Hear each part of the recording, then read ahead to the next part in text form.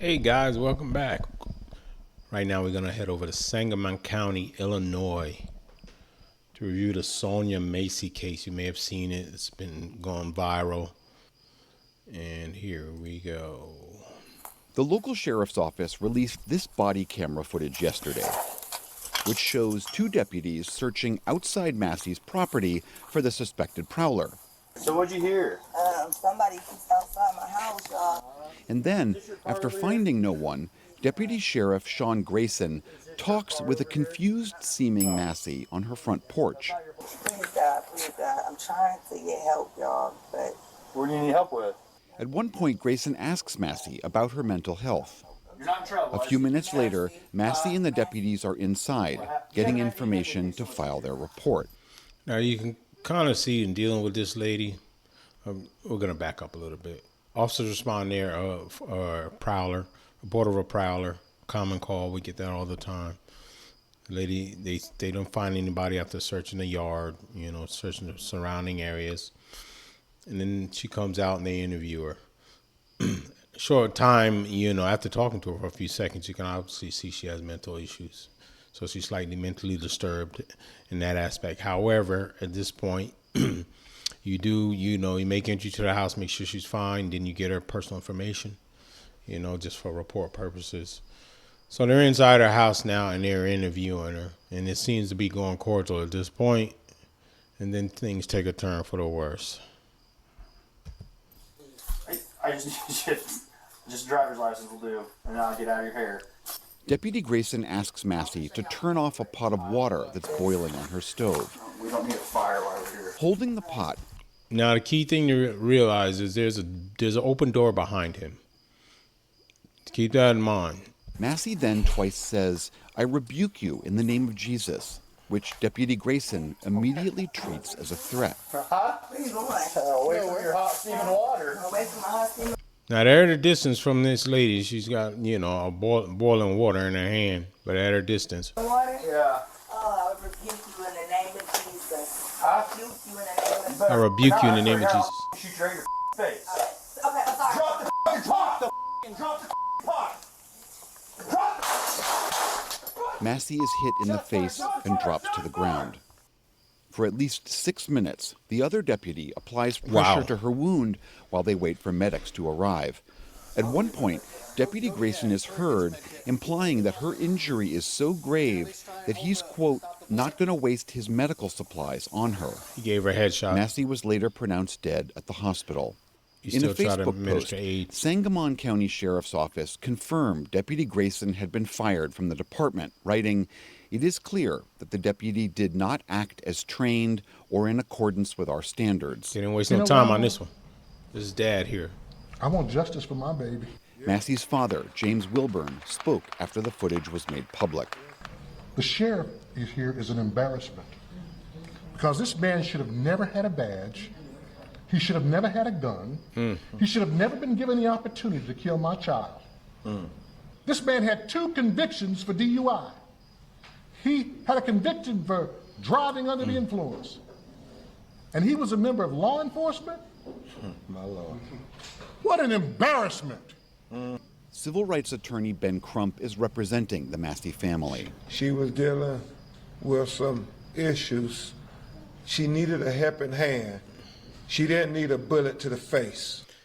President Joe Biden also weighed in, that's true. saying, quote, "Sonia's death at the hands of a responding officer reminds us that all too often Black Americans face fears for their safety in ways many of the rest of us do not."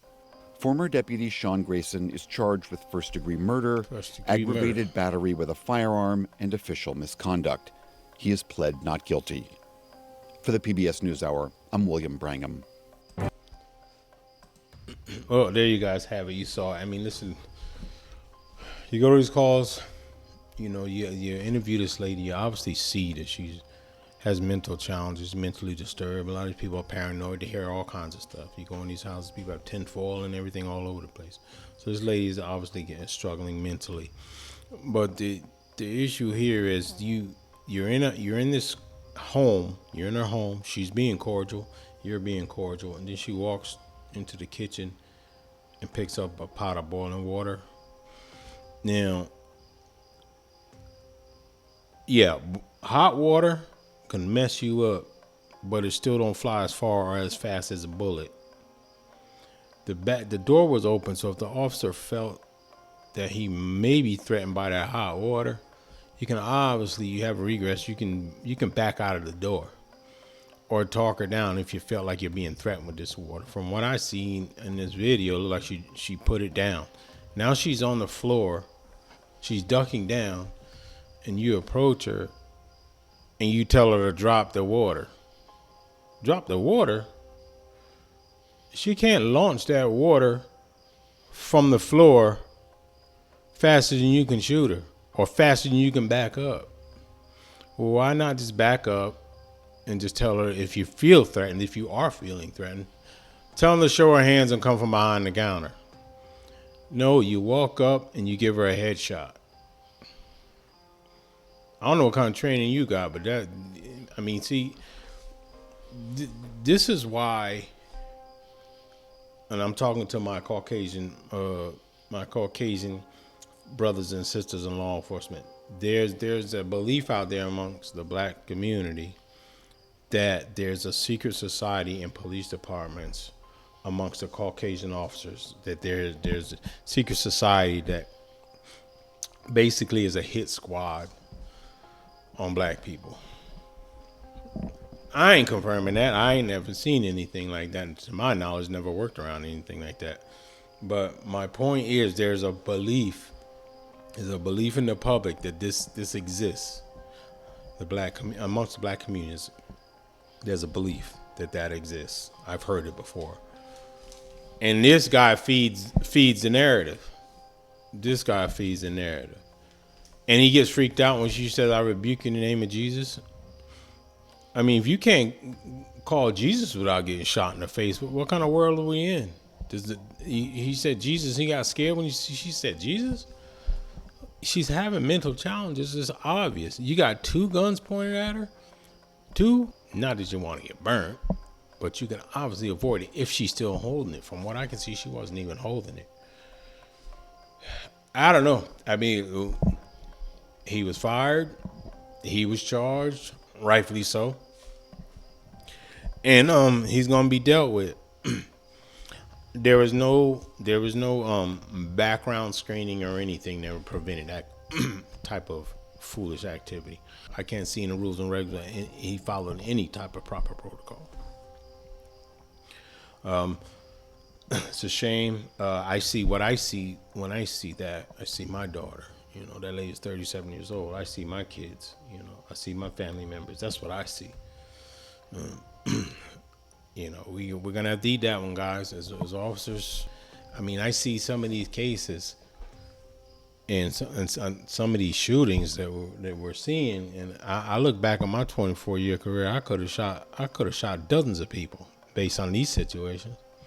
I've had this exact same situation in the past, in similar circumstances. These things, I just don't get it. These officers are operating on fear. Threatened by hot water. Come on, man. I don't know what they're gonna do with the other officer, but he didn't take a shot, so you know he's obviously gonna be called as a witness against his fellow officer there. And we got to do better. I want to thank Tara for recommending that. Tara from Newark, thank you. You have any other videos you'd like me to review? Shoot them over. You guys, if you have any comments on this video, please don't forget to hit me up in the chat. You know, leave a comment. Don't forget to like and subscribe. I really appreciate the support. You guys have a blessed day.